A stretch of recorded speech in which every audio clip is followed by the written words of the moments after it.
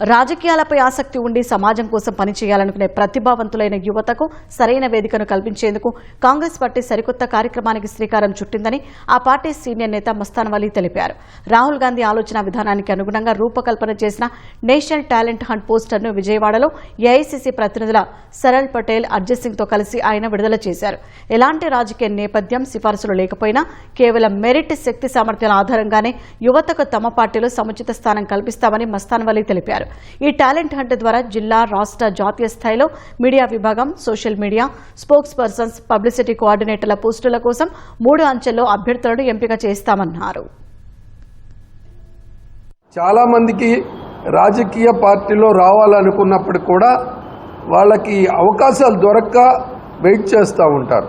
వాళ్ళందరికీ కూడా ఇవాళ మాట్లాడటానికి పార్టీ ఐడియాలజీతో ముడిపడి ఉన్నటువంటి కాంగ్రెస్ యొక్క ఆలోచన విధానం, రాహుల్ గాంధీ గారి పోరాటం, కాంగ్రెస్ పార్టీ యొక్క విధి విధానాలతో కూడినటువంటి పార్టీకి సంబంధం లేకపోయినప్పుడు కూడా దీనిలో 15 ప్రశ్నలతో కూడినటువంటి ఒక పాంప్లెట్ని ఇస్తారు. దాన్ని పూర్తి చేసిన తర్వాత ఒక 4-5 పాయింట్లు సెంట్రల్ ద్వారాగా వాళ్ళ యొక్క ఇంటర్వ్యూలు, వాళ్ళ యొక్క వీడియోలు, వాళ్ళకు ఉన్నటువంటి శక్తి సామర్థ్యాలు, వాళ్ళకున్న ఆలోచన విధానం, ప్రజాస్వామ్యం పట్ల వాళ్ళకు ఉన్నటువంటి ఆలోచన విధానాన్ని దృష్టిలో పెట్టుకొని ప్రశ్నించే గొంతుగా తయారు చేయాలనేటటువంటి దానిలో భాగంగా ఈ రోజున ఈ యొక్క కార్యక్రమాన్ని సందర్భంగా చేస్తూ ఉన్నాం.